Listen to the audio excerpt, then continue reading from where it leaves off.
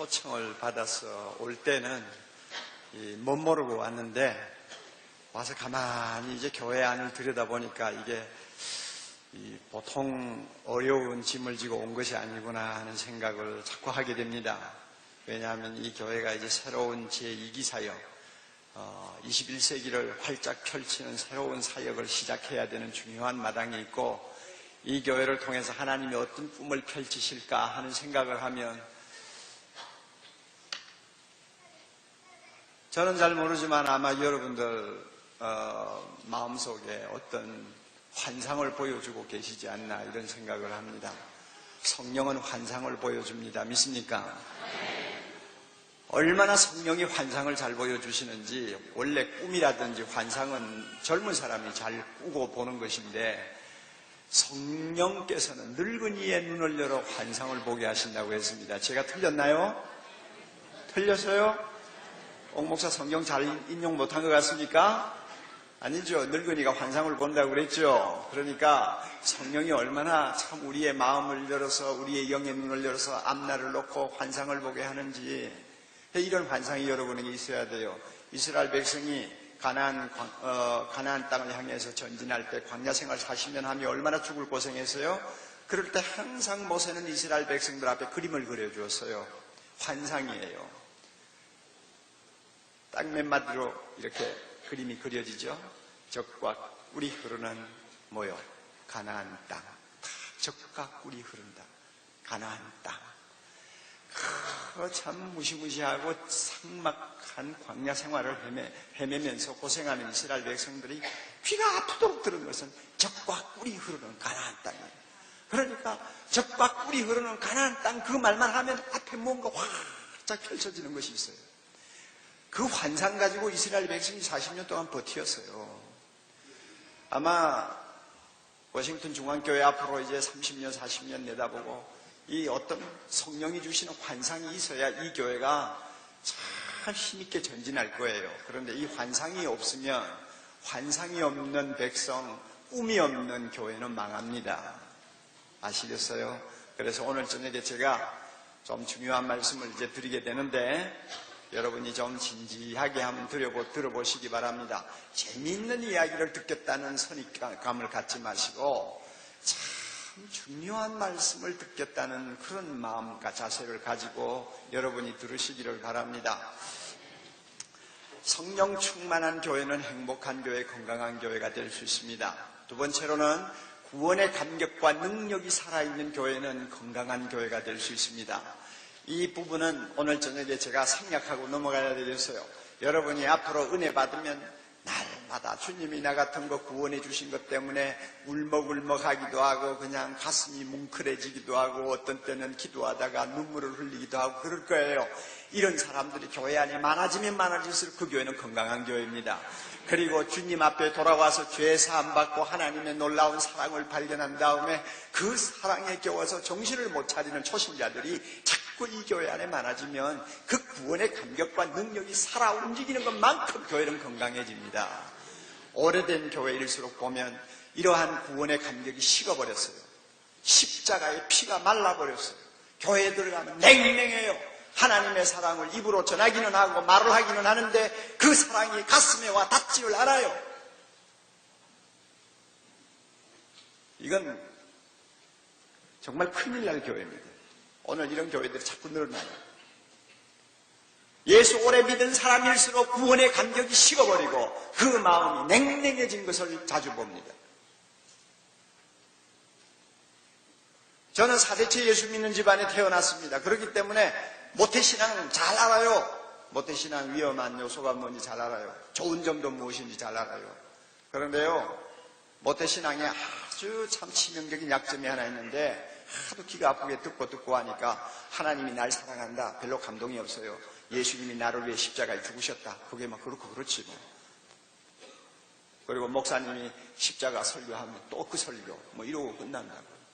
그러면서 겉으로는 잘 믿는 것처럼 끄떡끄떡해요.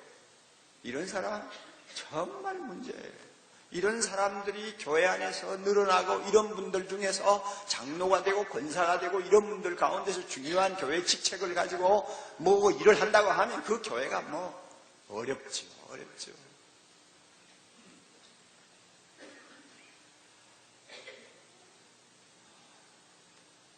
나 같은 죄인 살리신 주 은혜 놀라워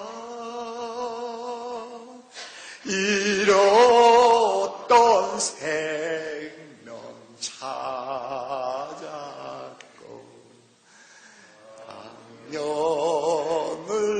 얻었네. 그럴 때마다 여러분 가슴이 뜨거워지는 감격이 있어야 돼요. 그런 사람들이 교회에 가득하면요 놀라운 역사가 일어납니다. 우리 교회는 새가족반이라는 그 독특한 프로그램이 있어요. 1년에 우리 교회 대학생 이상 성인들이 일반적으로 등록하는 숫자가요, 그저 한 6, 7년 전부터 계속 등록하는 숫자가 3,000명에서 4,500명이에요. 매년 들어와요. 그러면은 뭐 웬만한 교회 같으면 다 그대로 받아서 그저 교인으로 그저 등록시키면 되잖아요. 그런데 우리는 일단 새가족반으로 다 들어가게 합니다. 강제적으로 보내지는 않습니다만 안 들어가면 안 되도록 분위기를 만들어놔요. 그러면은 억지로라도 들어갈 수밖에 없어요. 그래서 새가족반이 3반이 있어요. 그래서 아마 지금도 매주마다 새가족반에서 5주 동안 교육을 받는 사람들이 400명에서 500명이에요. 매주마다. 그래서 5주 하고 나면 이제 수료하고 나갑니다. 그러면요, 예수를 처음 믿기 위해서 전도받아 나온 사람에게 새가족반 들어가라 하면 그건 조금 더 이상한 일이 아닙니다. 또 따라 나온 사람도 이게 뭐 꼭 거쳐야 되는 과정인가 보다 하고 자연스럽게 들어가는데 누가 제일 어려운지 아세요? 먼 곳에서 이사를 와가지고 우리 교회로 등록을 하셨다든지 아니면은 다니던 교회에 어떤 문제가 있어서 부득불 그 교회를 떠나서 우리 교회로 옮겼다든지 하는 분, 그 참 신앙 경력 오래되고 그들 가운데서는 장로님도 계시고 권사님도 계시고 집사님도 계시고 부인이 회장하시는 분도 계시고 이런 분들 계시잖아요. 이런 분들이 죽을 노릇이야. 왜냐하면 거기 들어가면 첫 시간에 뭐냐? 예수님이 누구신가? 이거 이야기하거든. 둘째는 믿음이란 무엇인가? 세 번째로는 하나님의 말씀은 왜 우리에게 중요한가? 그 다음에 교회가 무엇인가? 그 다음에 신앙생활을 하려면 어떻게 하는 것이 가장 좋은가? 이런 아주 기본적인 5가지를 놓고 매주마다 한단 말이에요. 매주마다. 그러니 교회를 수십 년 다닌 사람이 거기 들어가는 것은 정말 자존심이 허락지를 않죠. 그래가지고 처음에 시험을 받는 사람들이 꽤 있어요. 그러나 저는 눈 딱 감고 들어가십시오. 매주마다 강구할 때 등록하신 분은 꼭 새가족반에 들어가십시오. 안 들어가면 안 되죠. 안 들어가면 이단이죠. 큰일 나죠. 분위기가 그렇게 돌아가는데 어떻게 합니까? 그런데 어느 집사님이 이제 5주를 졸업하고 간증을 했어요. 그런데 그 5주 졸업하시는 분들 가운데서 좀 몇 분들 뽑아가지고 5주 동안 새가족반에서 받은 은혜가 무엇인지 간증하라고 이제 기회를 줍니다. 어떤 경우는 5명도 하고 이래요. 그런데 그 간증을 할 때 대부분이 손수건 가지고 울다가 마는 일이 참 많아요. 그런데 이 여집사님 한 분은 강북에서 강남으로 이사를 오셨는데 강북에 있던 교회에서는 그 담임 목사님으로부터 굉장히 인정을 받고 교회 안에서 아주 중요한 직책을 가지고 봉사하고 하시던 분이에요. 그런데 사랑의 교회로 이제 등록을 해야 되겠다 하고 일단 왔는데 자꾸 새가족반에 들어가라고 하니까 굉장히 힘들었나 봐요. 처음에 너무 갈등을 하다가 그래도 이 교회에 내가 정착을 하려면 순종을 해야지 이러고는 억지로 들어가 앉았대요. 이제 간증할 때 나오는 이야기입니다. 그런 사람이 있었는지 누가 알기 뭐예요. 그런데 그래가지고 앉아 첫 시간을 듣는데 굉장히 자존심이 상해가지고 내가 왜 이 이야기를 또 듣고 앉아있나 이런 생각을 하고 있는데 여전도사님이 강의를 하거든요. 그 여전도사님은 새가족반에서 제가 하던 새가족반을 인수해가지고 지금까지 19년 동안 하고 있거든요. 19년. 그 강의를 듣는데 자기도 모르게 눈에서 눈물이 쭉 흘러내리더래요. 예수님이 누구신가? 그가 우리를 위해 이 세상에 오셔서 나 같은 죄인을 위하여 십자가에 죽으셨다는 그 내용을 쭉 하는데 자기도 모르게 듣고 앉았는데 기분이 상해가지고 듣고 앉았는데 눈물이 흐르더래요. 그런데 첫 시간에 눈물이 흘렀는데 두 번째 시간에 들어가면 뭐 그런 일이 없으리라고 생각했는데 계속 들어가 앉아있는데 내가 너무 교만했구나. 내가 너무 잘못 생각했구나. 내가 너무 다 아는 것처럼 내가 착각했구나. 하나님의 사랑은 다 안다고 할 수가 없는데 예수님의 은혜는 너무 크고 깊어서 내가 아무리 깨달았다고 해도 다 깨달은 것이 아닌데 나는 이것은 이제 들을 필요가 없다고 하는 생각을 했으니 얼마나 하나님 앞에 잘못된 사람이었나 이런 생각을 하면서 그냥 내내 5주 동안 펑펑 울었대요. 그리고 이제 간증 마무리를 이렇게 해요. 복음을 들어야 할 사람은 바로 저와 같이 오래 믿은 사람인 줄을 깨달았습니다. 그러므로 이 세가족 반에는 예수 믿은 사람일수록 꼭 들어와야 된다는 것을 제가 알았습니다. 그 간증문이 하도 유명해가지고 제가 제 어느 책에다 인용을 했어요. 복음의 감격과 능력을 항상 가슴에 안고 사는 사람, 이런 사람들이 많이 모이는 교회는요, 그 속에 들어가면 지상천국입니다. 그래서 한마디로 이렇게 말하죠. 그저 세상에서 구원받은 것으로 성공한 줄 아는 사람, 팔자 고친 줄로 아는 사람, 다른 거 다 안 돼도 내가 구원받았다는 그거 하나만으로, 그죠? 하나님의 사랑의 대상이 되었다는 그거 하나만으로, 내 모든 죄가 용서받았다는 그거 하나만으로, 지금 죽으면 영원한 영생을 얻는다는 그거 하나만으로, 그죠? 나는 팔자 늘어진 줄로 착각하고 사는 사람, 착각 아니죠, 절대. 그러나 사람들이 볼 땐 착각이죠. 착각하고 그냥 날마다 허허 웃고 사는 사람, 그 사람이면 끝나는 거예요. 그런 사람들이 그 교회 안에서 계속 많아지면 그 교회 천국이죠. 예.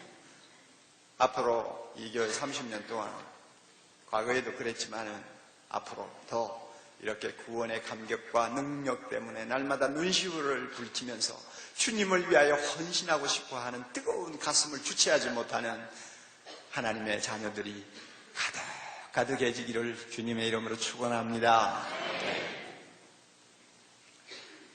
이제 세 번째로 중요한 거요. 이제 제자훈련에 대해서 이야기합시다. 오늘 저녁에는 예수의 제자들이 많은 교회가 건강한 교회입니다. 여러분 착각하지 마세요. 누구는 제자고 누구는 제자 아닙니까? 자, 이 중에서 예수의 제자라고 생각하는 사람 손 들어보세요. 예, 내립시다. 아니라고 하는 분 손 들어보세요. 자, 우리 그동안 이원상 목사님 너무 철저하게 잘 가르치신 것 같아요. 저는 거꾸로 손을 들까 해서 걱정을 했는데 여러분이 다 제자라고 했죠? 방금 손 들으셨죠? 이제 잘 들으셔야 됩니다. 오늘 저녁에 진짜 잘 들으셔야 돼요. 42절에 보면 예수의 제자라는 이름을 가진 사람들이 하루에 남자만 3,000명 이상이 들어왔잖아요. 그러니까 여자까지 합하면 이게 뭐 6,000명인지 8,000명인지 알 수가 없는 숫자예요. 거대한 사람들이 베드로의 설교를 듣고 예수 믿고 돌아왔어요. 그들이 다 제자예요. 바로 그 앞에 제자의 수가 3,000이나 더하더라 그랬죠. 그런데 예수를 믿으면 누구든지 제자입니다. 예수의 제자가 된 사람들입니다. 그런데 예수 믿은 것으로 제자가 된다. 그 말은 옳지만은 그것은 어디까지나 이제 입문한 것에 지나지 않습니다. 제자 학교에 입문한 거예요. 제자는 제자인데 아주 초보자예요. 아주 어린 제자입니다.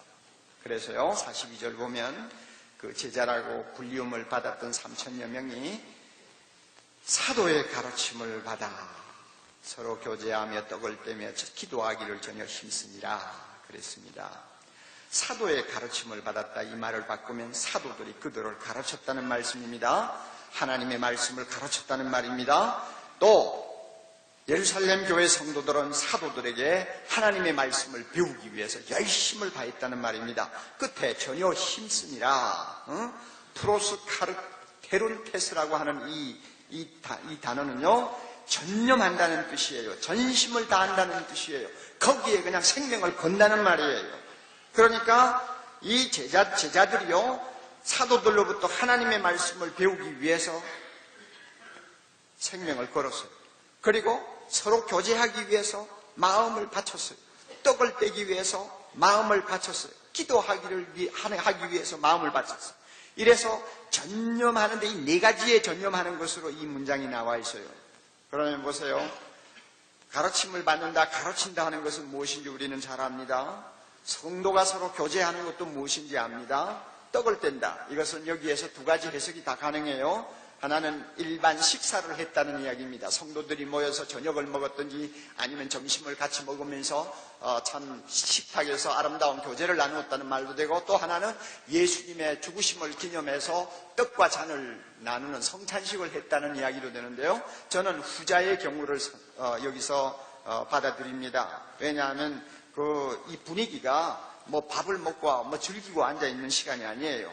주님의 그 십자가의 은혜를 생각하면서 성찬을 가지고 함께 떡을 떼고 잔을 나누는 시간이었다고 저는 봅니다. 그리고 기도하기를 전혀 힘썼습니다. 저는 이 42절을 놓고 제자훈련의 문화라고 제가 그렇게 별명을 붙입니다. 제자훈련의 문화입니다. 왜 그런가 하면 이것을 네 가지로 보지 마세요. 이걸 네 가지로 따로따로 분류해서 보는 데서 문제가 생기는 거예요. 제 말씀이 지금 귀에 들어옵니까? 너무 딱딱하다 생각 안 하세요? 재미있는 이야기 할까요? 이 교회가 그렇게 수준 낮다고 나는 생각 안 해요. 저도 재미있는 이야기하고 여러분 배꼽을 지게 만들려면 얼마든지 있어요. 그러나 그래가 웃고 가면 뭐합니까? 스트레스 푸는 것밖에 더 있어요. 좀 똑똑하게 깨닫고 뭔가 가슴에 와 닿는 주님의 음성이 있어야지. 할렐루야. 네. 지금 제가 무슨 이야기 했어요? 이 42절을 제가 뭐라고 별명을 붙였어요? 제자훈련의 문화라고 그랬죠. 이 문화라는 말씀은 이해하든 말든 마음대로 하세요. 이 문화는 21세기에 아주 중요한 코드입니다. 문화 이해 못하면 21세기도 이해 못해요. 교회도 마찬가지예요. 제자훈련하는 문화에 왜 그런가 하면 이 네 가지는 따로따로 독립된 어떤 사건이 아니에요. 내용이 아니에요. 교회 안에서요, 정말 성도의 아름다운 교제를 맛보고 싶습니까? 그렇다면 어디서 그게 가장 가능하냐 하면 하나님의 말씀을 펴놓고 성도들이 함께 그 말씀 앞에 옷을 벗고, 말씀은 옷을 벗긴다고 그랬잖아요. 벌거벗은 것 같이 말씀은 우리의 속을 드러낸다고 그랬잖아요. 하나님의 말씀 앞에서 너나 할 것 없이 목사든 장로든 집사든 그런 거 가리지 않고 말씀 앞에서 서로가 옷을 벗고 주님의 말씀 앞에서 은혜를 받으면서 주님의 보좌 앞으로 나갈 때, 다시 말하면 하나님의 말씀을 참으로 내가 바로 배우고 깨닫고 그 말씀 앞에서 내가 깨어지는 은혜를 누리는 그 자리에 무엇이 따라오는 줄 알아요? 영적 교제가 일어나는 것입니다. 오늘 많은 교회가 왜 그렇게 삭막한지 아세요? 이 영적 교제가 너무나 빈약해서 그래요. 대부분이 교제한다 하면 우리 식사 갑시다 이래가지고 어디 가서 맛있는 음식 좀 먹으면서 여러 가지 재미있는 이야기 하다가 헤어지면 그게 영적으로 교제를 많이 나눈 것처럼 생각하는데, 그것도 교제의 하나 중에 하나입니다만은 진짜 성령의 사람이 나누는 교제는 그런 값싸고 가벼운 거 아니에요. 제가 25년 아니 35년 사역을 제가 돌아보면서 참으로 마음과 마음이 통하고 눈과 눈이 마주칠 때에 사랑이 오고 가고 정말로 함께 울고 함께 우는 성도만이 아는 진정한 교제는 어디서 터지느냐? 하나님의 말씀 서로 공부하다가 그 말씀 안에서 은혜 받을 때 나타나는 아름다운 역사입니다. 그러니까 만약에 42절요, 참 사도들의 가르침을 받는 그런 사실이 전제가 없었더라면 서로 교제하는 일이 나타날 수가 없어요. 교제가 일어날 수가 없어요.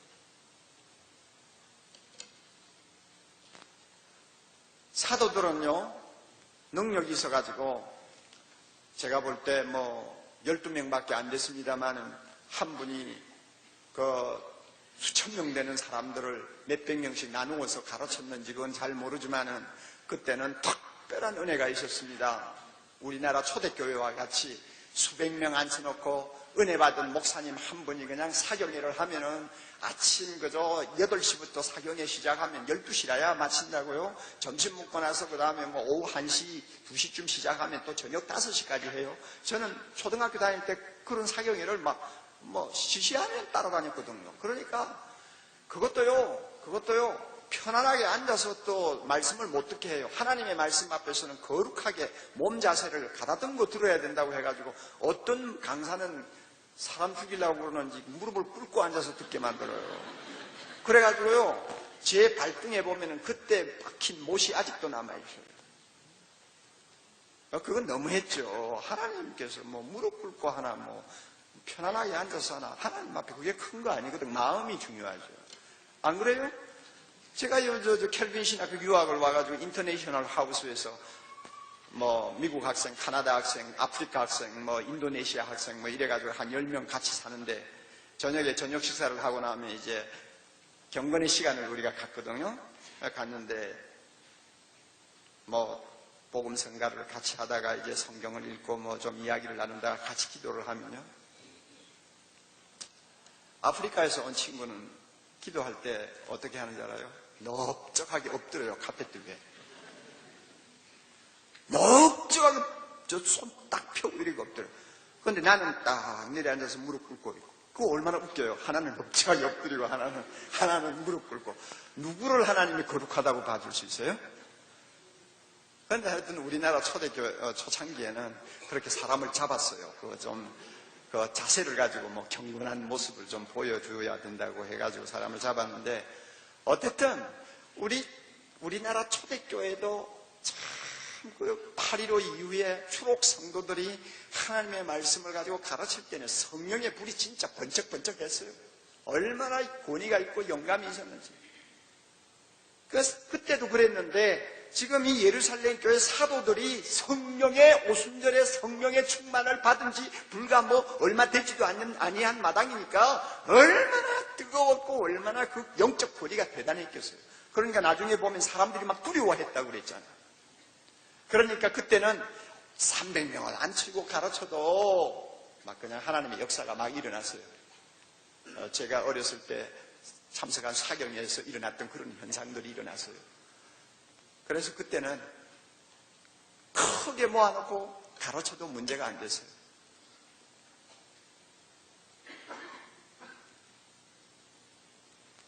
그리고 그 시간에 은혜 받은 사람들은 나중에 일어나면 서로 끌어안고 영적으로 아름다운 교제를 나누고 서로가 유무상통하면서 하나님을 찬양하는 일들이 일어났죠. 그런데요, 요즘에는 잘 안 됩니다.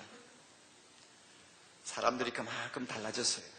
지금 여기 한 500명 앉으셨는지 모르지만, 여기에서 제가 아무리 여러분에게 말씀을 가지고 설교 많이 해도 여러분 세계에 무엇이 일어났는지 제가 체크가 안 돼요. 맞아요? 안 맞아요?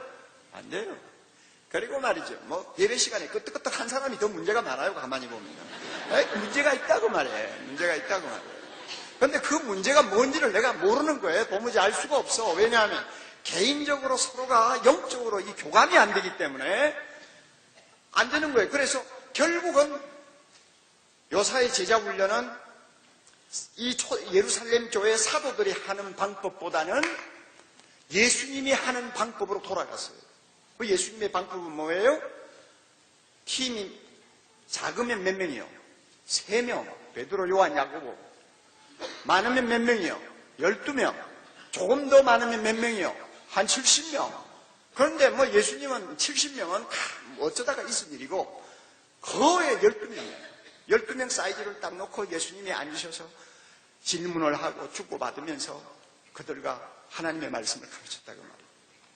그러면 이 12명이 앉아있는 분위기에는 한 사람도 실종을 안 합니다. 다시 말하면 한 사람도 무시를 당하지 않는 교육 환경이에요. 그러니까 요즘에 하나님의 말씀을 가르칠 때는 대형 그룹보다는 이런 소그룹을 선호합니다. 왜냐하면 예수님의 방법이고, 또 하나는 그런 자리에서 말씀을 주고받을 때 역사가 일어나요. 역사가 일어나고 거기에서 은혜 받으면 서로 교제하는 것이 뜨거워져요.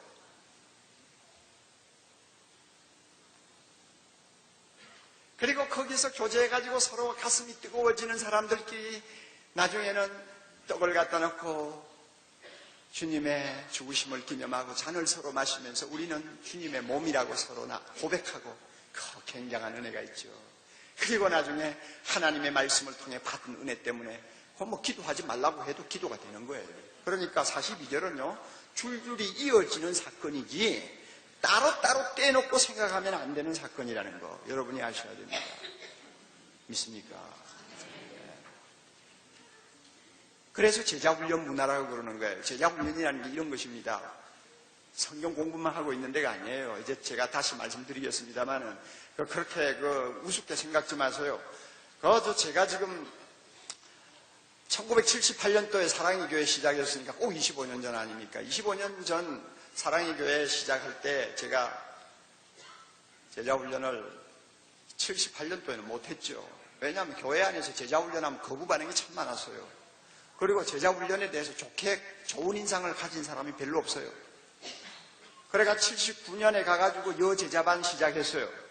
그때 교인들이 불과 한 8, 90명 이렇게 모일 때인데 그 가운데서 부인들 한 7, 8명 모아가지고 제자훈련 시작했어요. 자, 대부분이 콧대 높은 집사님들인데, 강남으로 이사온 아주 콧대 높은 집사님들인데, 집사님, 저하고 한번 성경 공부 좀 하십시다. 제자훈련이라는 말은 감히 못 내고요. 왜냐하면 반발할까 싶어서. 성경 공부 좀 하십시다. 그랬더니, 아이고, 목사님 주일날 오기도 바쁜데, 주중에 언제 성경 공부합니까? 이러면서 슬슬 빼고 안 해요. 그래서 제가 사정해서 한 7명 정도 모아서 주중에 제자훈련을 시작했어요. 아마 그 부인들은 틀림없이 이렇게 생각했을 거예요. 성경 공부 한다니까, 아이고, 내 알 만큼 다 알고 있는데, 아브라함의 아들이 누구냐, 그거 물으면 나 대답 못할 거 없고,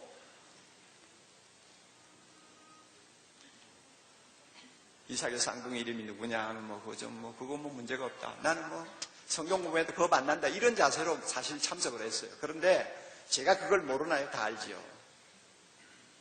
성경 공부는 그렇게 하는 거 아니에요. 하나님께서 말씀하시는 성경 공부는 모세 오경이 몇 권이냐, 이런 거 가지고, 메모리 테스트 하는 거 아니에요. 그래서 첫 시간부터 딱 길을 죽여놨죠. 자, 여러분 보세요. 고린도후서 5장 17절 아시죠? 한번 펴보실까요? 여러분 안 펴봐도 돼요. 지금 내가 그때 그렇게 했다고 말이에요. 고린도후서 5장 17절 한번 펴보세요. 한번 읽어보시죠. 그러니 누구든지 그리스도 안에 있으면 새로운 피조물이라. 이전 것은 지나갔으니 보라 새 것이 되었도다. 잘 알지 그 다음이 이제 문제죠. 김 집사님, 제가 하나 물어보겠는데요. 집사님 이 말씀 많이 들으시고 많이 보셨죠? 예. 새로운 피조물이라는 게 무슨 의미인지 한번 말씀해 보실래요? 대답이 금방 나올까요? 요즘에 교인들은 그래도 많이 깨어가지고 괜찮아요. 근데 25년 전만 해도요, 그렇게 질문하면 모두가 얼굴이 빨개가지고 밑에만 쳐다보고 있어요. 그래서 이제 슬슬 달래면서 새로운 피조물은 예수 믿은 하나님의 자녀를 가리킵니다. 집사님 예수 믿으시죠? 예, 믿습니다. 그러니까 뭐예요? 새로운 피조물이네요. 그래요? 새로운 피조물이죠. 그런데 한 가지 더 물을게. 옆에 있는 이 집사님한테 대답해 보세요. 이 새로운 피조물이라는 것 때문에, 내가 새로운 피조물이 되었다는 사실 때문에 하나님 앞에 너무 감동이 되어서 정말로 눈물을 흘리면서 감사 기도해 본 일이 있으면 한번 간증해 보세요. 사람 죽이지 죽여. 왜냐하면 그런 일이 있어야 할 말이지. 자, 이런 식으로 끌고 가는 거예요. 이런 걸 요사이 흔히 말하기를 기납법적 성경 공부 방식이라고 흔히 그러는데요. 그러면 이렇게 질문하고 대답하고 또 평신도가 모르는 거 질문하면 목사가 또 함께 그 말씀을 가지고 연구하고 이러면서 하나님의 말씀 안에서 혼연일체가 되는 것입니다. 여기에 역사가 일어납니다. 막혔던 마음의 담이 무너지고 성도의 교제가 회복되는 것입니다. 이런 자리에서 예수님의 십자가 앞에서 감격하는 눈물이 있습니다. 이런 자리에서 기도하기를 별로 좋아하지 않던 사람이 기도가 터져요. 그런데 제가 첫 번째 여자 제자반 그렇게 시작해서 잘 될 줄 알았는데요. 얼마나 그 시간이 긴장이 되고 힘이 들었던지 2달, 3달 지나가니까 한 명씩 변명을 해가면서 빠지네요. 나중에 딱 1명 남았어요. 그게 우리 집 사람이에요.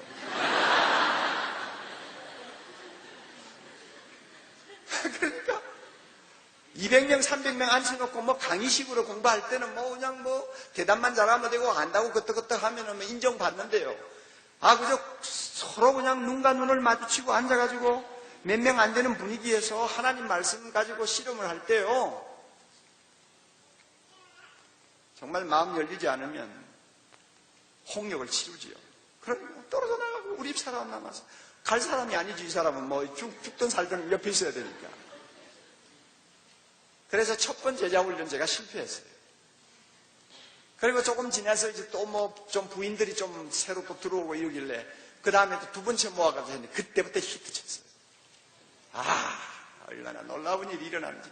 너무너무 재미있어가지고 이제는 남자들 한 11명 정도 모았어요. 그 남자들은 자기가 제자훈련 받고 싶어서 온 것이 아니고 제자훈련 받는 부인들의 등살에 못 이겨가지고 전부 떠밀려가 들어온 거예요.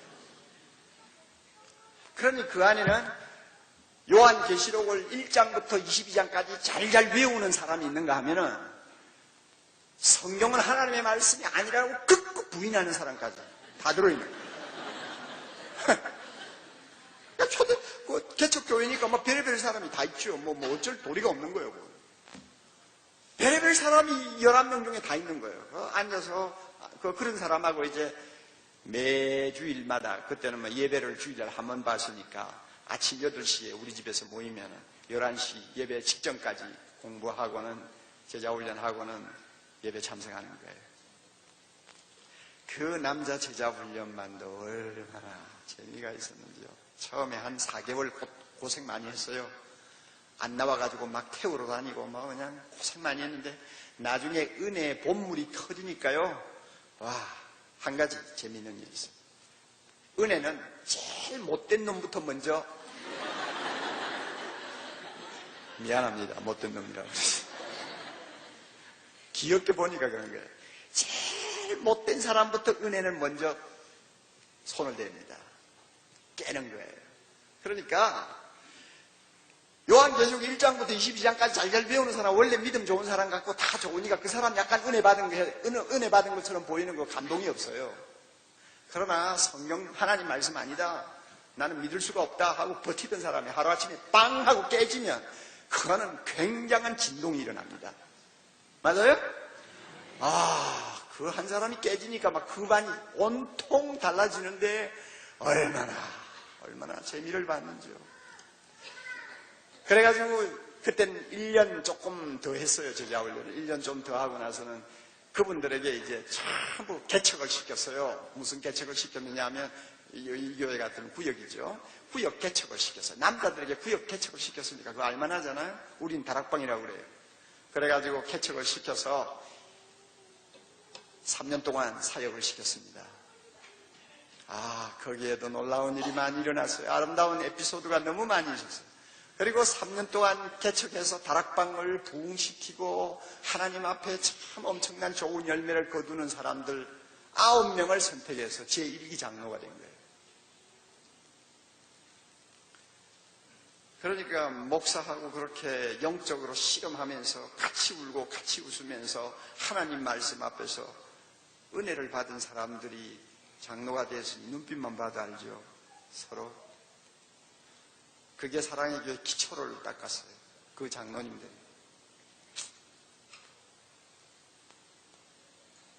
그래서요, 난 참 이상하게 생각하는 게 있어요. 목사님이 평생 한 배를 타고 교회를 같이 섬겨야 될 가장 중요한 자리에 세워질 직분자들을 하나님의 말씀을 놓고 함께 실험하는 해산의 진통을 하지 않고 덥석 장로 세운다. 나 그거 참 이상하다고 생각해요. 오해하지 마세요. 그러나 오늘날 한국교회가 저렇게 지금 말할 수 없는 고통을 겪고 교회가 병들어가는 이유 중에 하나가 뭔지 아세요? 사도들처럼 제대로 안 하기 때문에 그랬어요. 사도들이 왜 예수 믿고 돌아온 자들을 가르치기 시작했습니까? 예수님이 마태복음 28장 19절 이하에 이런 말씀하셨잖아요. 너희는 가서, 자, 다 같이, 너희는 가서, 그 다음에 뭐예요? 모든 족속으로 제자를 삼고 아버지와 아들과 성령의 이름으로 세례를 주고 내가 너희에게 분부한 모든 것을 가르쳐 지키게 하라. 그랬잖아요. 이 예수님의 명령이거든요. 마지막 명령이에요. 보세요. 너희는 가서라는 말은 전도하라는 말입니다. 전도해서 세례를 주라. 교인 만들라 그 말입니다. 그러면 전도해서 예수 믿게 하는 단계가 있고 교인 만드는 단계가 있죠. 그 다음에 중요한 거. 내가 너희에게 분부한 모든 것. 뭐예요? 하나님의 말씀을 가르쳐 시키게 함으로써 무엇이 되게 하라는 거예요? 제자 만들라 그 말입니다. 이 문장은 제자 만들라는 말이 주동사예요. 그리고 나머지는 전부 분사로 제자 만드는데 전부 다 수식하는 말이에요. 그러니까 어떻게 하면 제자를 만드느냐? 가서 전도해서 예수 믿게 해야 될 거 아니에요. 그 다음에 교회 등록시켜서 세례를 줌으로써 교회 공동체에 가입하도록 만들어야 될 거 아니에요. 그리고 나서는 예수님의 말씀, 하나님의 말씀을 가르쳐 지키게 하는데 이게 보세요. 자, 우리는 두 가지는 다 잘해요. 전도해가지고 교회 데리고 와서 적당한 절차를 거치면 세례받고 교인으로서의 자격을 갖도록 하는 데까지는 잘해요. 그 다음에 문제예요. 가르쳐 지키게 하라는데 뭐만 하느냐? 가르치기만 잔뜩 한다고 말이에요. 지키게 하는 데는 책임이 없어요. 이 말을 바꾸면 이렇습니다. 지킬 때까지 가르치라는 거예요. 아무리 가르쳐도 안 지키면 안 가르친 거예요. 내가 아무리 배워도 내가 순종 안 하면 안 배운 거예요. 여러분 인정합니까? 안 합니까? 그래서 가르쳐 지키게 하라, 지킬 때까지 가르치라 하는 말을 요즘 말로 바꾸어서 훈련이라고 그래요. 여러분 보이스카우트에 들어가는 사람을 교육이라고 하잖아요. 훈련받는다고 그러지. 텐트 치는 거 하나라도 훈련받을 때는 텐트를 자기 손으로 완전히 바로 세울 수 있도록 몇 번이고 반복해가지고 결국은 텐트 세우는 데는 텐트 세우는 데는 자신 있게 할 수 있도록까지 만들잖아요. 이게 훈련이거든요. 주님이 지킬 때까지 가르쳐라. 하나님의 말씀을 머리에 담고 있는 사람이 아니라 그 말씀이 그 사람의 전 인격을 변화시켜서 그 말씀을 통해서 그 사람의 삶이 세상 사람과 구별될 수 있는 데까지 하나님에게 전적으로 순종하는 자리까지 가도록 가르치라. 네.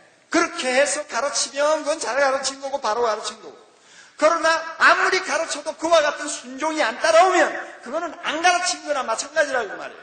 내가 아무리 이 코스 다 하고 저 코스 다 하고 뭐 이것저것 다 배웠다 해도 그 말씀이 나의 인격과 삶에 근본적인 영향을 주지 못하면, 다시 말하면 예수의 제자로 만드는 데 효과가 없다면 나는 안 배운 사람이요, 잘못 배운 사람이요. 여러분 한국교회가 안 가르쳐서 지금 문제가 있나요? 예? 한국교회만큼 많이 가르친 데가 어디 있어요? 그런데도 왜 오늘 이 꼴이에요? 전부 머리에만 가르쳐 놨거든요. 머리에만 집어넣어 놨거든요. 성경을 잘못 가르치고 잘못 배운 거예요. 서울에 어느 유명한 목사님은 저하고 친한데요. 그 사람은 제자 훈련을 한사코 반대하는 사람이에요. 그러니까 극과 극이 만나는 거죠. 그래서 제가 그런 거 좋아해요. 제가 제자 훈련을 아주 신념으로 삼고 있는 사람이기 때문에 내가 너무 여기에만 이렇게 가다가 나도 모르게 외길로 가기 쉬우니까 내하고 아주 반대되는 사람하고 좀 가까이 사귀어야지 내가 약간 좀 균형을 잡을 수 있다 이래가지고 그 사람하고 아주 가까이 지내요. 교제해요. 근데 그 사람은 강의 다니고 세미나 할 때마다 제자 훈련 할 필요가 없다고 떠드는 사람이에요. 근데 그분이 그래요. 겨우 평신도는 가르칠 필요가 없어요. 그러니까 왜요? 평신도 너무 가르치면 머리에 뿔이 나.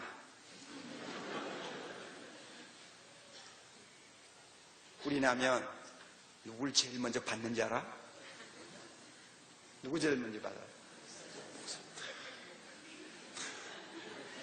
야, 우리 교회 목사님 설교, 야, 수준이 낮아. 이런다는 거예요. 그러니까 평신도는 적당하게 좀 무식하게 만들어놔야지 가르쳐 놓으면 안 된다는 거예요. 뿔나니까. 그러니까 진짜 그 사람은 자기 교회에서 성경 공부하는 거 절대 허락 안 해요. 교인들끼리 모여가지고 뭐 가르친다. 절대 허락 안 해요. 자기 설교만 듣고 살라고 그래요. 그래서 저는 그걸 놓고 우민정책이라고 그러죠. 우민정책. 그런데요, 그거는 비성경적입니다. 참 불행하게도 목사님이 중요한 걸 깨닫지 못한 것 같아요. 성경에서 말하는 가르침은 머리에 무슨 지식을 담아주는 거 아닙니다. 예수의 제자를 만드는 과정입니다. 이게 가르치는 거예요.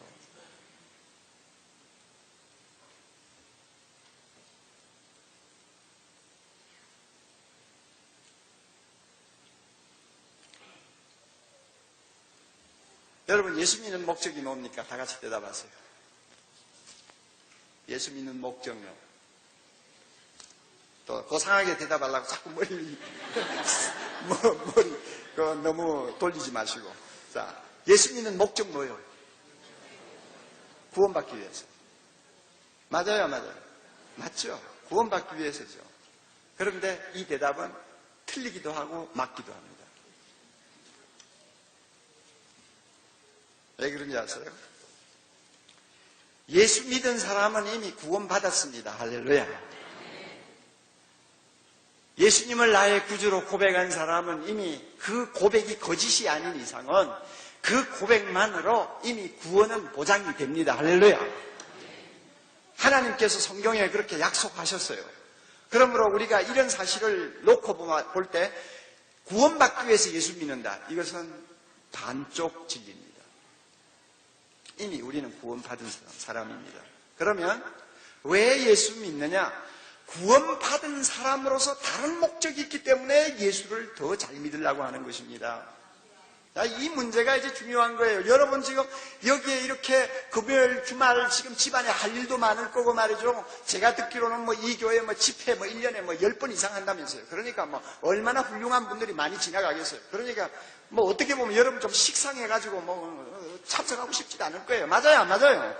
그런데 감사하게도 여러분이 이렇게 자리를 채워주셨는데 아마 저를 불쌍히 여기서 그런 것 같아요. 그런데요, 예.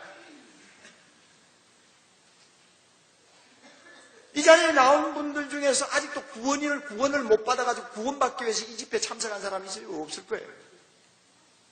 그러면 우리가 예수님을 잘 믿고 교회 생활을 좀 더 잘 하려고 노력하는 목적은 구원에 있는 거 아닙니다. 구원받았기 때문에 다른 목적이 하나 있는 것입니다. 이 점을 여러분이 꼭 기억하셔야 돼요. 우리 성경 한 곳 좀 봅시다. 디모데후서 3장.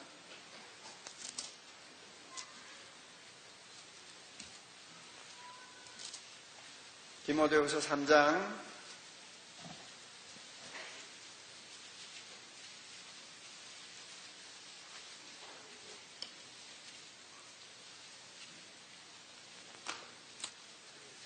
15절, 16절, 17절 제가 읽습니다. 또 네가 어려서부터 성경을 알아나니 성경은 능히 너로 하여금 그리스도 예수 안에 있는 믿음으로 말미암아 구원에 이르게 하는 지혜가 있게 하느니라.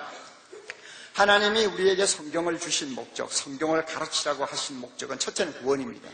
이게 구원에 이르는 지혜가 있게 하느니라. 성경을 통해서 나의 구원자가 누군가를 발견하지 않아요. 예수 그리스도를 알게 되지 않아요. 그래서 성경을 통해 구원받습니다. 자, 그러면 그것으로 끝이 아니에요, 이제는. 자, 그 다음에 17절 봅니다. 16절 보고 하죠. 모든 성경은 하나님의 감동으로 된 것으로 교훈과 책망과 바르게 함과 의로 교육하기에 유익하니 이는 그 다음에 다 같이 읽습니다. 하나님의 사람으로 온전케 하며 모든 선한 일을 행하기에 온전케 하려 함이니라. 성경 말씀을 우리에게 주신 두 번째 목적이 있어요. 첫째는 구원이고 두 번째 목적이 뭐예요? 17절 하나님의 사람은 구원받은 사람입니까? 구원받을 사람입니까? 구원받은 사람이에요. 그러니까 누구예요? 우리예요? 남이에요? 우리죠.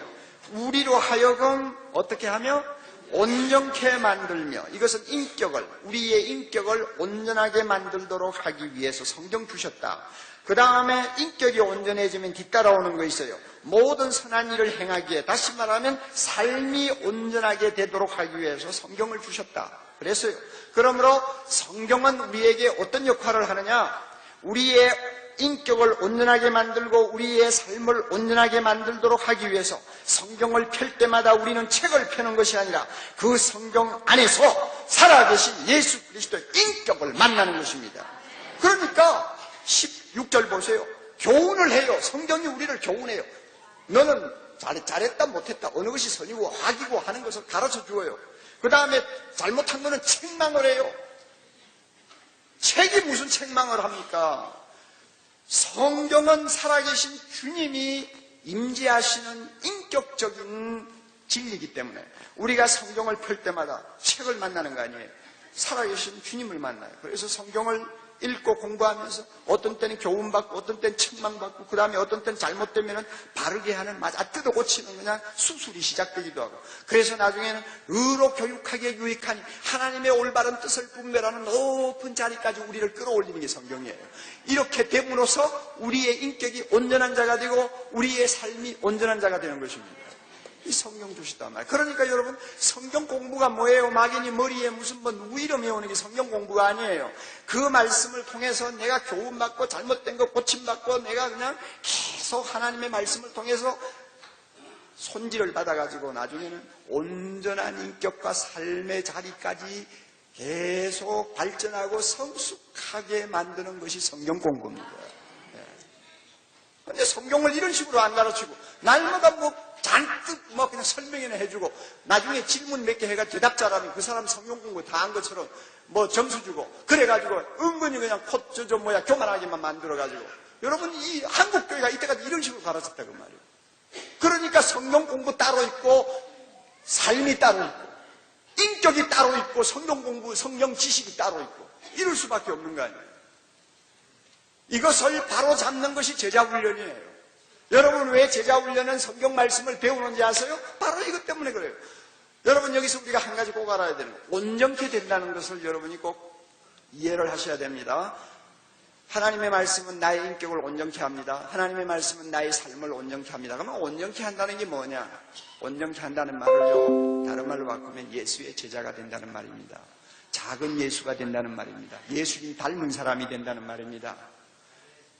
이 온전케 한다는 온전하다 하는 말은 텔레오스라고 하는 헬라 말인데요.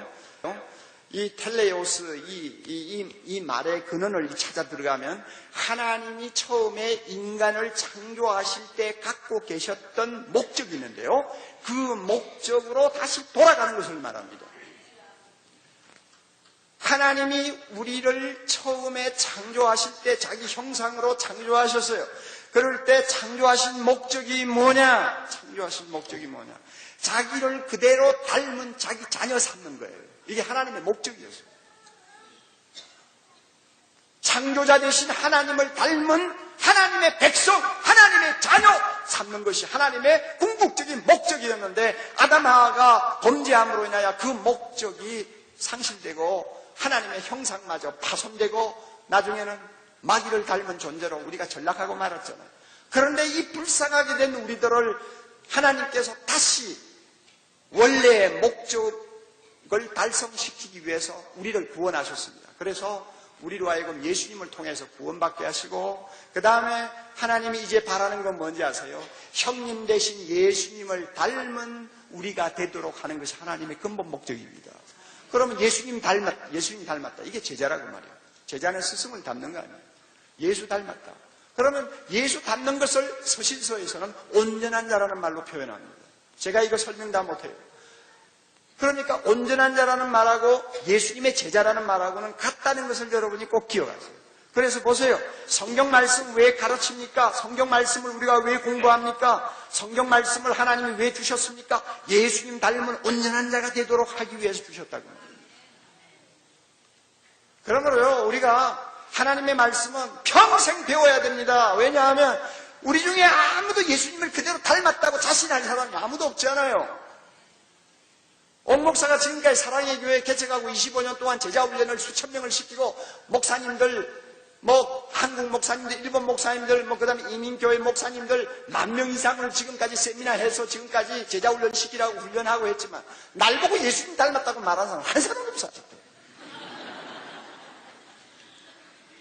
우리 교인 보고 여러분 어떻습니까? 제가 지금까지 여러분 보고 예수님의 제자 되자고 했는데 여러분 가르치는 저가 좀 어떻습니까? 예수님 제자처럼 보입니까? 하면 전부 다 피가 웃고 있어요.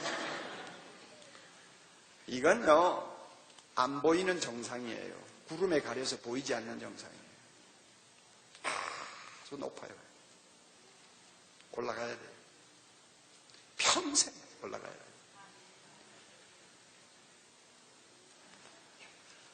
우리가 이렇게 예수 믿고 신앙생활 잘하려고 하는 목적이 구원이 아니고 예수의 제자가 되는데, 온전한 자가 된다는 데 있다는 걸 꼭 기억하세요. 제가 그것을 하나도 증명해 드릴게요. 제 말이 틀리지 않다는 것을 증명해야 되겠어요. 자, 여러분, 에베소 4장 봅니다. 에베소 4장. 우리 목사님들 세미나 오면 제가 주로 많이 하는 내용들인데 오늘 여러분에게 좀 소개를 하는 거예요. 에베소 4장 11절 12절 봅니다. 그가 혹은 사도로 혹은 선지자로 혹은 복음 전하는 자로 혹은 목사와 교사로 주셨으니 왜 주셨느냐?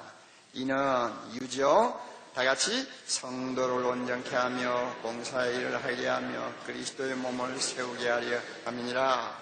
여기서도 온전하게 한다는 말 나오죠? 그러면 교회 교역자를 누가 세웠습니까? 교회 머리 대신 주님이 세웠어요. 그가, 예수님이. 옛날에는 사도도 있었고 선지자도 있었죠. 그러나 지금은 없어요. 그러나 지금 복음 전하는 선교사, 전도사들은 있어요. 그리고 오늘날 목회자, 옥목사나 또 우리 이원상 목사님이나 이런 목회자는 오늘날 무슨 말로 표현하느냐 하면 목사와 교사라는 말로 표현합니다. 두 사람이 아니에요. 원문상 이건 둘이 아니고 1인 2역이에요. 목사면서 교사인 사람. 이게 바로 오늘날 교역자입니다. 교역자를 누가 세웠느냐? 주님이 세웠단 말이에요. 주님이 세웠어요. 그러면 교역자를 교회에 세우신 이유가 뭐냐? 이유가 세 가지 있잖아요. 첫째, 12절에 뭡니까? 성도를, 이 말을 바꿉시다. 다른 말로 성도를 예수의 제자로 만들기 위해서. 이게 첫째예요. 다른 말로 말하면 사람 만들기 위해서. 하나님이 원하는 사람 만들기 위해서 교역자 세웠다고 말해요. 두 번째 뭡니까? 봉사의 일을 하게 하면. 교역자가 봉사한다는 말입니까? 아니면은 온전하게 된 성도가 봉사한다는 말입니까? 성도가 봉사한다는 말이죠. 그리고 세 번째, 그렇게 됨으로써 세 번째가 뭡니까? 그리스도의 몸을 세우려 하십니다. 주님의 몸된 교회가 점점 왕성해지는 것입니다.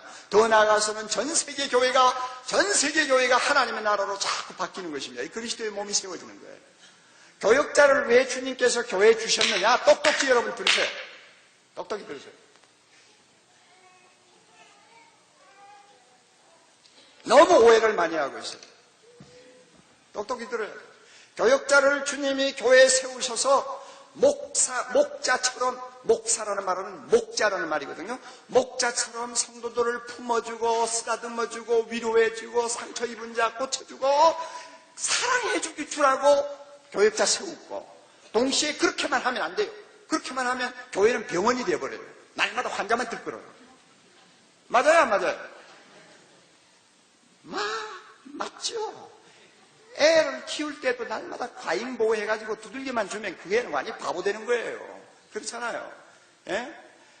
목사의 일을 함과 동시에 꼭 해야 될 거. 교사, 티처, 가르침.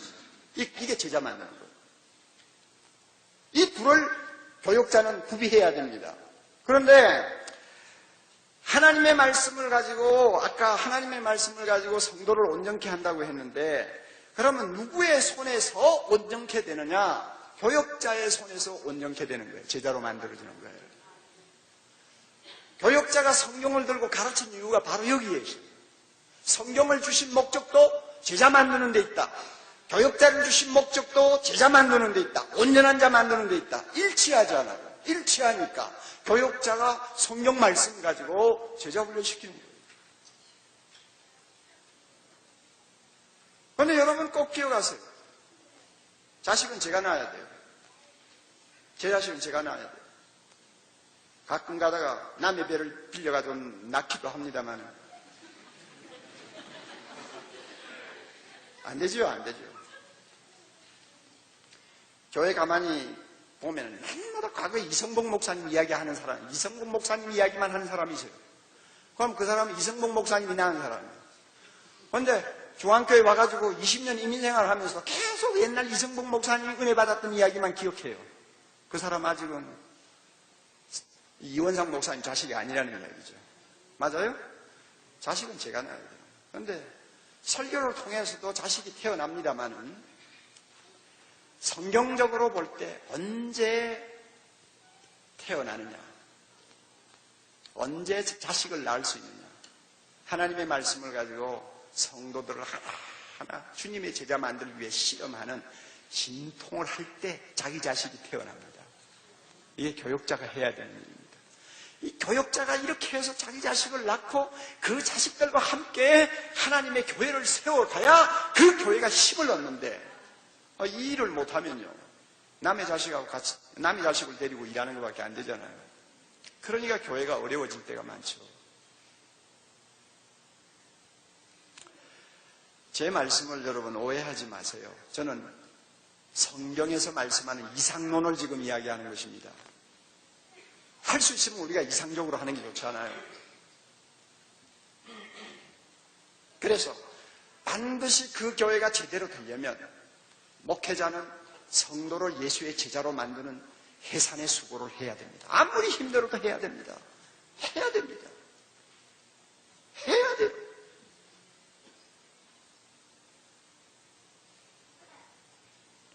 그래서 말씀 앞에서 깨어지는 사람들이, 말씀 앞에서 예수님을 만난 사람들이, 하나님의 말씀 앞에서 성령의 손에 다시 빚어진 사람이,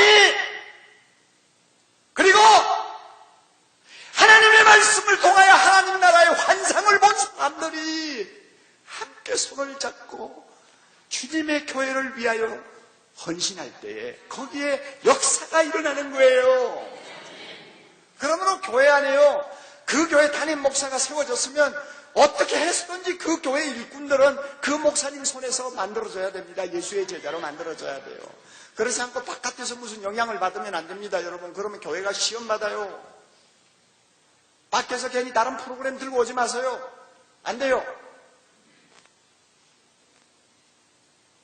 참 이게 중요한데요. 제가 이제 여러분 오늘 몇 시까지 해야 되는지 제가 시계를 봅니다만 재미있는 이야기 하나 해줄게요.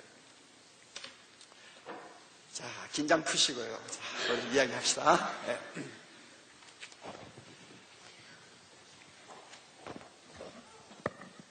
지금부터 8년 전인가 9년 전인가 미국에서 공부하고 있던 제 후배 목사님 한 분이 40대 초반이었는데 저를 찾아왔어요. 찾아와가지고 옛날에 대학생 때 제가 수련회 인도할 때 참 은혜 받고 목사 되기로 작정한 사람이에요. 그러니까 제가 그 사람 목사 된 것에 대해서 책임을 느끼죠.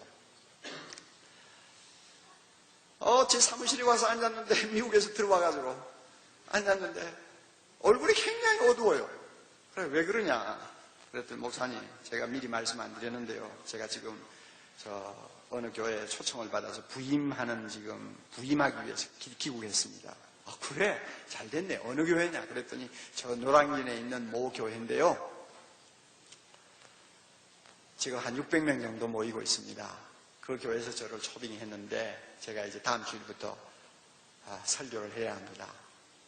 제가 그 교회 잘 알죠. 그 교회는 그 8.15 이후, 그러니까 6.25 터지고 나서 세월에 개척된 교회인데, 의사하시던 어떤 분이 은혜를 받고 하나님의 은혜에 너무 감격해서 내 의사 직업 놓고 참 이 불쌍한 영혼들을 위해서 평생 헌신해야 되겠다 이래가지고 노량진 그 당시에 그 학구방만 있는 달동네에 교회를 개척하고 40년 동안 목회를 하셨어요.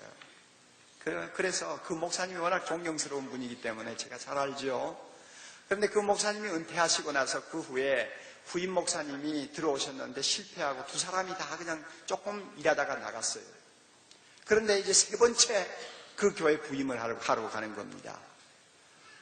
그러니까 이 고민이 되는 거죠. 그래서 이제 그 후배 목사님이 저보고 그래요. 목사님, 제가 그 교회를 갑니다마는 그 교회 참 어려운 교회입니다. 왜 그러냐? 그랬더니 뭐 젊은이들은 다 빠져나가고요. 지금 밀어내도 갈 데가 없는 사람들만 남았는데요. 그러니까 어떤 사람인지 알죠? 예. 밀어내도 갈 데가 없는 사람들만 앉았는데 그 가운데서 제일 문제가 여기 계시는 우리 장로님들 좀 양해를 해주세요. 뭐 어쩔 수가 없어요. 장로라는 말을 제가 뭐 할 수밖에 없습니다. 제일 문제가 장로님들입니다. 장로님이 한 13분 되는데 이게 보통 문제가 아니에요. 어떻게 하면 좋겠어요? 그냥 말을 해봐. 왜 문제냐? 그랬더니 그 장로님들이 대부분이 한국 그렇잖아. 50대 후반 60대 들어가면 사실 직업이 없죠. 그러니까 거의 다 그냥 놀고 계시는 분 아닙니까? 그러니까 거의 대부분이 아침 9시에 교회 출근해가지고 오후 5시에 퇴근하는.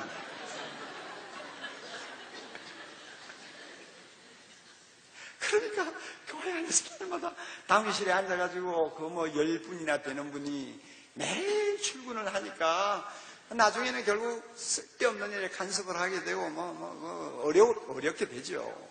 게다가 또 문제는 그 장로님들 중에서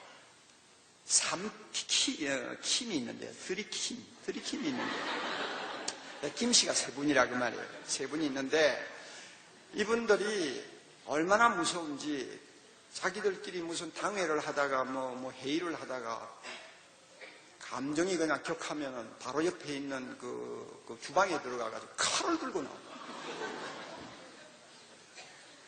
그런 교회래요. 그리고 주일날 예배 시간이 되었는데도 예배에 들어가지 않고 다리 쭉 뻗어놓고 조선일보, 동아일보 펴놓고 한참 일어나고 정신이 없는 그런 분들도 있대요. 이런 교회입니다. 어떻게 하면 좋겠습니까, 목사님? 저도 듣고 보니까 기가 막히고 참 어떻게 하면 좋을지.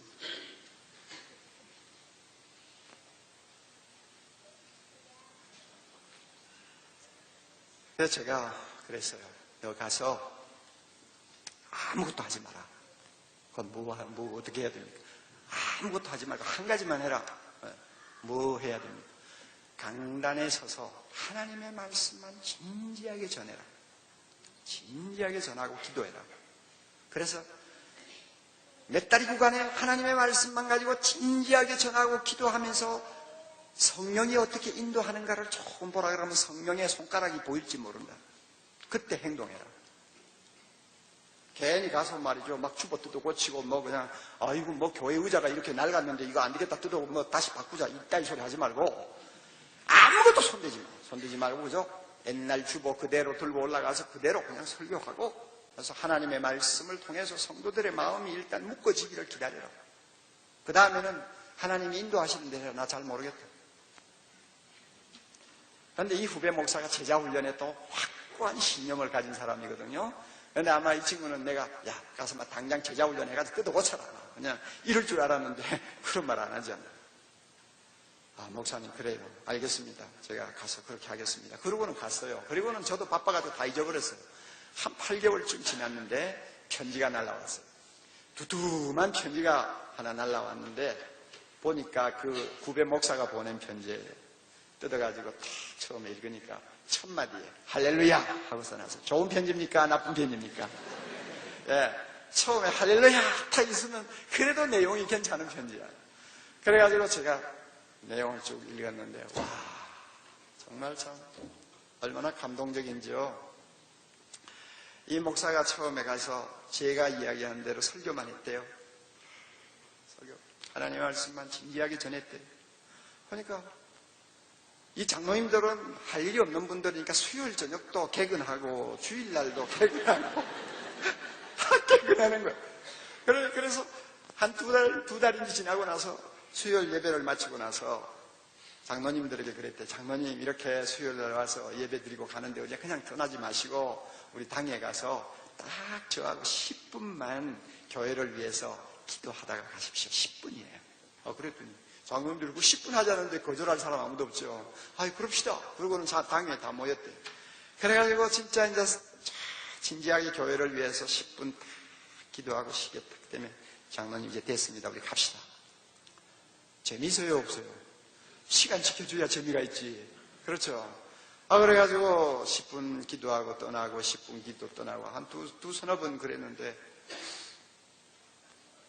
그 다음에는 목사님이 장로님 오늘은요 10분 기도하고 성경 말씀 한 권만 좀 우리 같이 나누고 좀 가면 어떻겠습니까? 그랬어요. 하자고 하겠어요? 하지 말자고 그러겠어요? 하지 말자는 사람이 어디 있어요? 하자고. 스리킴도 하자고 그래요. 스리킴도 하자고.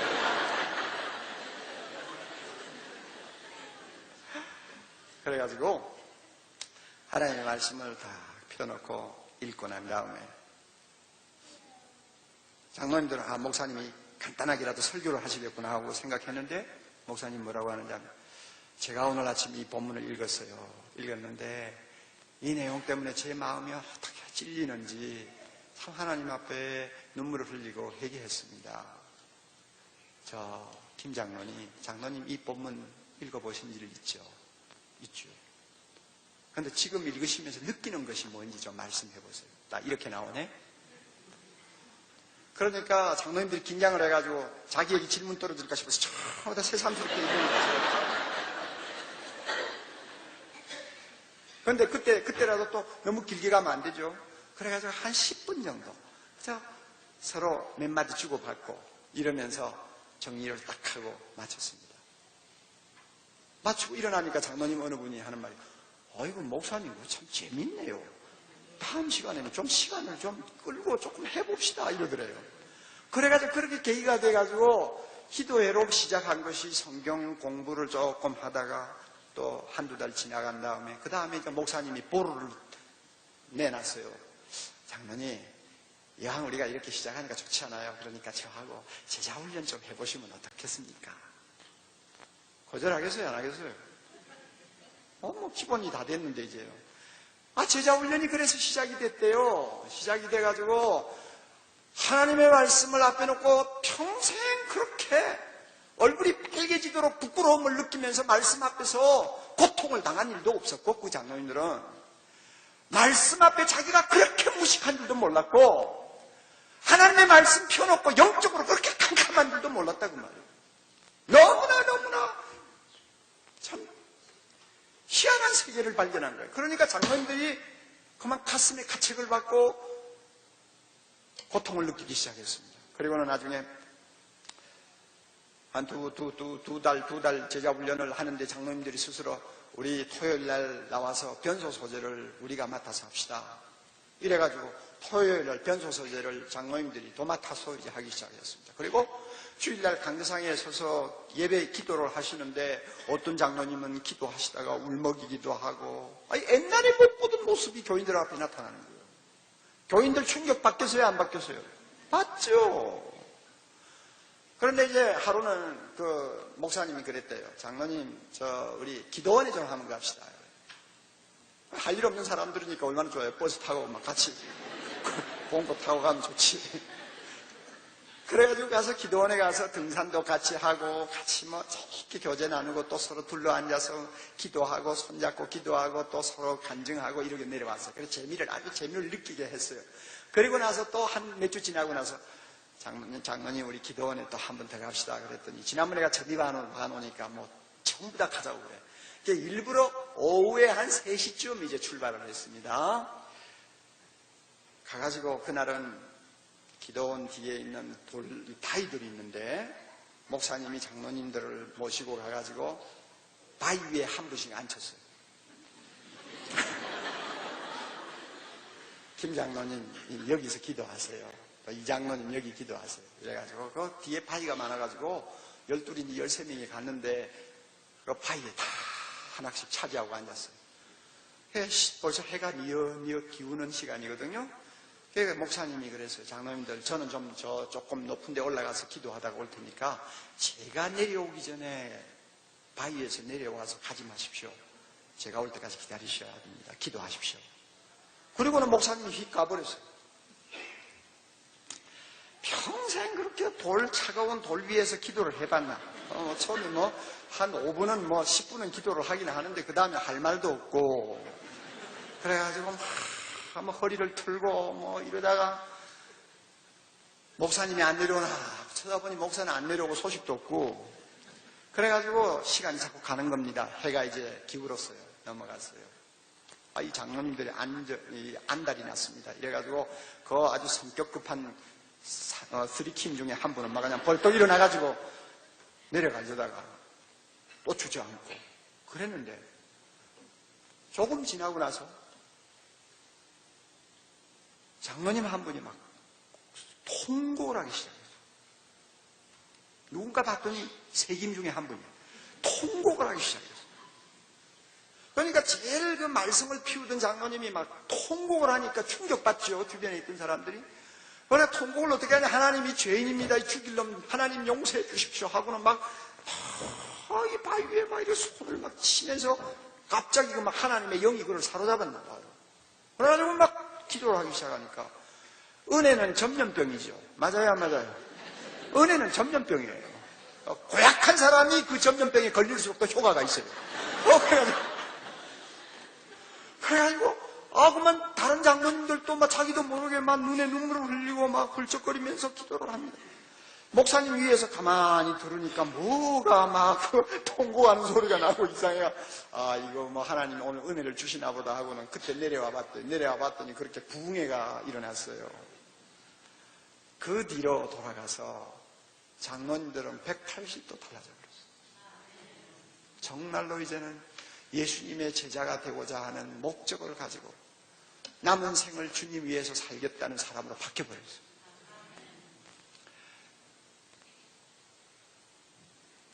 제가 한번 초대를 받아가지고 그 장로님들 몇 분하고 식사를 같이 했는데 그 식사를 하는데 제 옆에 그 목사님이 저보고 푹 찌르면서 그래 목사님 바로 옆에 있는 사람이 그 김양 제가 보니까 칼 들고 몸부림칠 사람이 아니야. 얼마나 온순하고 얼마나 좋은지요. 그러니까 여러분 보세요. 얼마나 그 장로님들이 제자 훈련을 통해서 은혜 받고 깨지고 목사와 함께 한 배 타고 주님의 영광 위해서 헌신하려고 작정하니까 그게 그냥 무서운 힘이 되어가지고 나도 제자 훈련 막 해가지고 제자 훈련 받겠다고 막 사람들 줄을 서서 그래가 지금 이제요 8, 9년 됐는데요. 그때 600명 모이는 교회 지금 2,500명 모여요. 그리고요 IMF 터져가지고 그렇게 어려울 때 40년 묵은 그 교회 다 헐고요. 교회 새로 짓고요. 옆에 있는 교육관까지 세웠어요. 그렇게 다 쓰러져가는 고목 같은 교회가 정말로 살아나는 놀라운 기적이 일어났어요. 지금 요즘에는 막 교회 자리가 모자라가지고 사람들은 계속 들어오죠. 자리는 모자라가 비명을 질러요.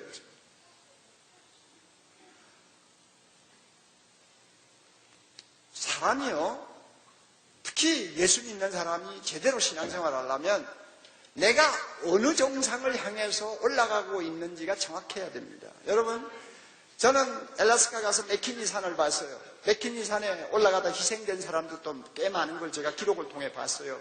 그런데 여러분 보세요.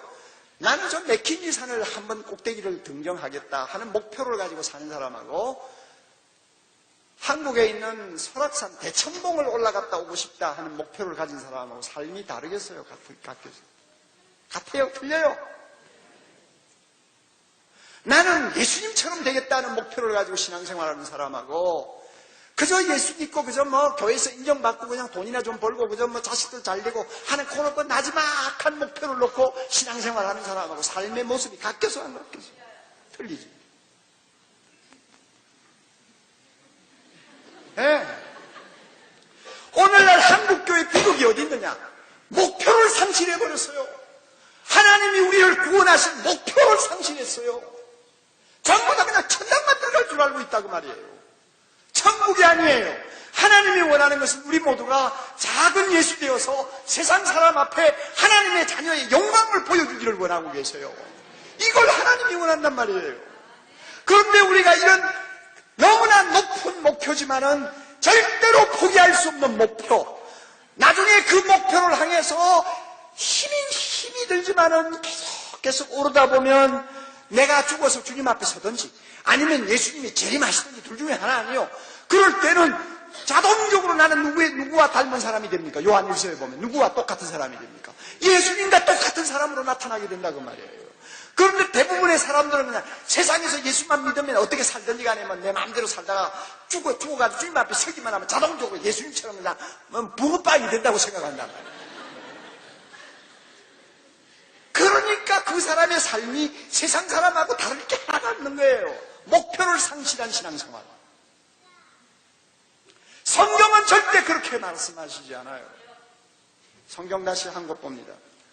골로새 1장 이제 한 것 보고 마치겠어요. 골로새 1장 28절요.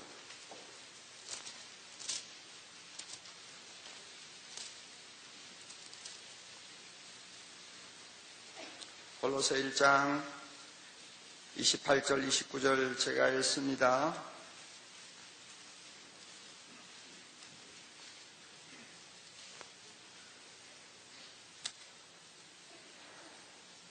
우리가 그를 전파하여 각 사람을 권하고 모든 지혜로 각 사람을 가르치면 각 사람을 그리스도 안에서 똑같은 말 나옵니다. 다 같이요. 완전한 자로 세우려 함이니 이를 위하여 나도 내 속에서 능력으로 역사하시는 이의 역사를 따라 힘을 다하여 수고하노라. 이 바울이 골로새 교회를 개척을 안 했는데 자기가 마치 개척해서 목회한 것처럼 이야기합니다. 뭐 그런 이유가 있어요. 그거 설명 못하고요. 자, 중요한 건 뭐냐 하면 바울과 같이 그렇게 위대한 선교사, 위대한 목회자도 목회의 목표가 뭐였느냐 하면은 뭐라고 그랬어요? 각 사람을 가르쳐서 각 사람을 누구처럼 만들어요?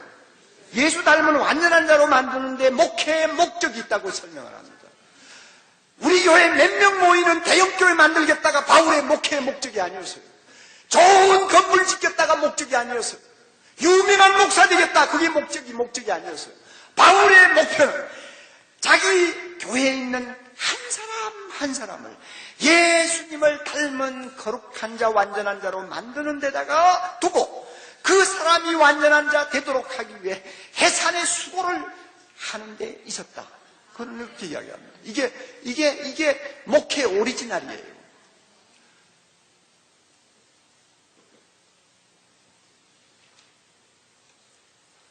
헨리 나우엔이라는 사람 여러분 많이 아시죠? 그분 책 좀 많이 읽어보세요. 그분이 이런 말을 했습니다. 진정한 구원은 그리스도가 되는 것이다. 따라하세요. 진정한 구원은 그리스도가 되는 것이다. 예수의 제자가 되는 것이다 하는 말입니다. 그 다음에 또 들어보세요. 우리들의 영적 생활에 있어서 커다란 도전이 하나 있는데 그것은 뭐냐 하면 우리 자신이 예수님과 같다고 주장할 수 있어야 한다. 우리가 예수님과 같다고 주장할 수 있어야 하고 또 우리는 오늘을 살고 있는 살아있는 예수, 오늘을 살고 있는 살아있는 예수라고 말할 수 있어야 한다는 것이 오늘날 우리에게 가장 큰 도전이라고 했어요. 맥스 루카도라고 하는 분 책도 여러분이 많이 읽으시죠? 많이 읽으세요. 이분 이런 말을 했어요. 하나님은 당신을 있는 그대로 사랑하시지만 그 자리에 그냥 두시지는 않는다. 하나님은 당신이 예수처럼 되기를 원하신다. 하나님을 목수에 비유하자. 선만 몇 개 더 다는 정도야 참을 수 있을 것이다. 그러나 한쪽 벽을 다 헐고 집을 뜯어 고치겠다면 보통 괴로운 일이 아니다. 하나님은 완전히 당신을 벽을 뜯어 고치듯이 바꾸기를 원하신다. 예수님의 형상을 본받게 될 때까지 벽을 헐어 뜯어 고치는 일을 하나님은 끝내지 않으신다 그랬어요.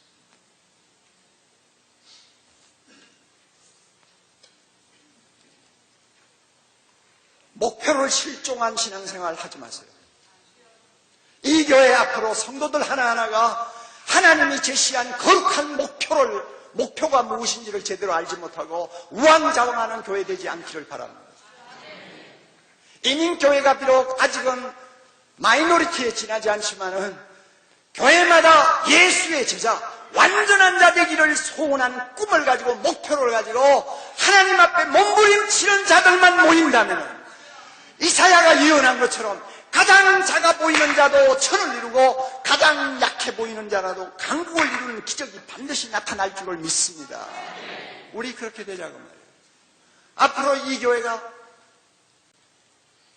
앞으로 30년을 내다보고 어떤 환상을 가지기를 원합니까? 예수의 제자들이 벌떼와 같이 일어나는 환상을 가지시기를 바랍니다.